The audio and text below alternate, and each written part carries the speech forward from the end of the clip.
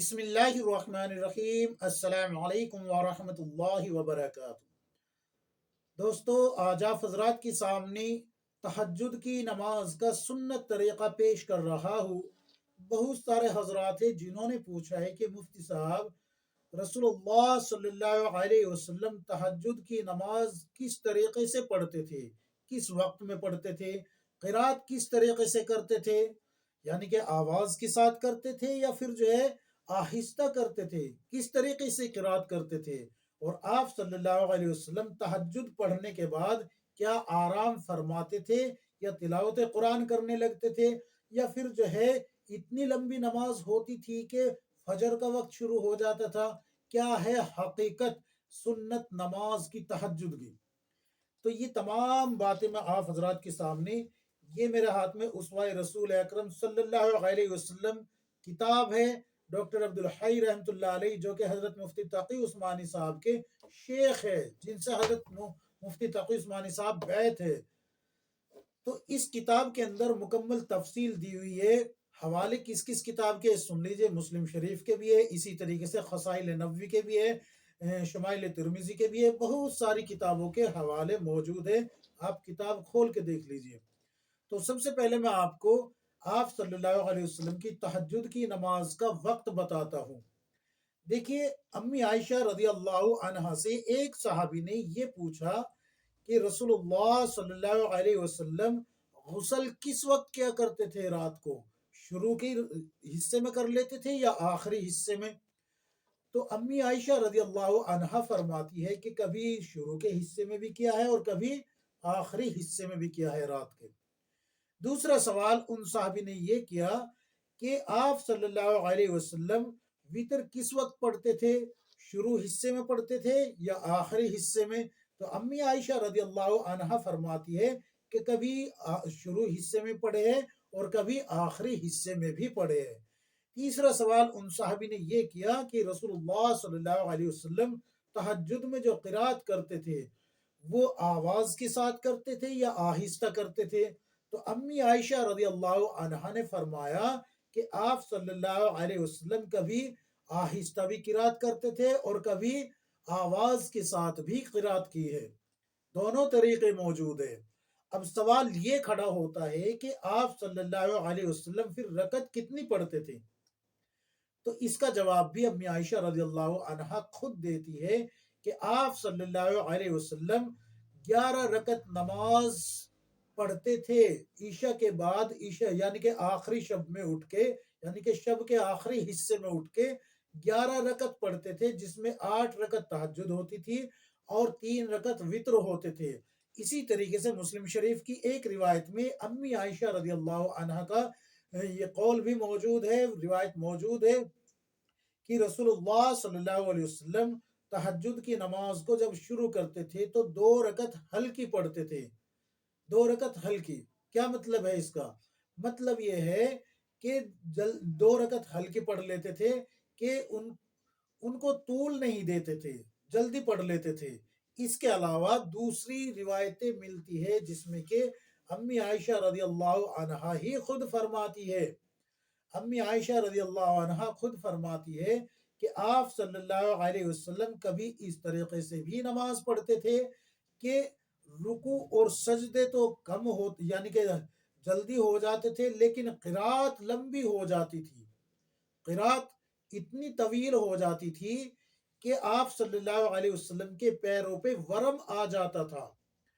اور بہت ساری روایتیں ایسی آپ کو مل جائے گی صحابہ اکرام سے، جیسے کہ حضرت حذیفہ رضی اللہ عنہ سے بھی مروی ہے، اسی طریقے سے حضرت ابو ہریرہ رضی اللہ عنہ سے بھی مروی ہے، حضرت انس رضی اللہ عنہ سے بھی مروی ہے۔ بہت ساری روایتیں آپ کو مل جائے گی کتب احادیث میں کہ آپ صلی اللہ علیہ وسلم نے ایک مرتبہ نماز کی نیت باندھی، نیت باندھنے کے بعد عشاء کے بعد کی بات، آخری حصے کی بات، آخری شب کی بات، یا پھر آخر رات کے کچھ حصہ گزر جانے کے بعد کی بات، تو آپ صلی اللہ علیہ وسلم نے نماز کی نیت باندھی اور پیچھے ایک صحابی آ کے کھڑے ہو گئے، یا تو حضرت انس رضی اللہ عنہ سمجھ لیجئے، یا حضرت حذیفہ سمجھ لیجئے، حضرت ابو ذر غفاری سمجھ لیجئے، یا حضرت ابو ہریرہ سمجھ لیجئے، کیونکہ ان سب سے یہ روایتیں مل رہی ہے۔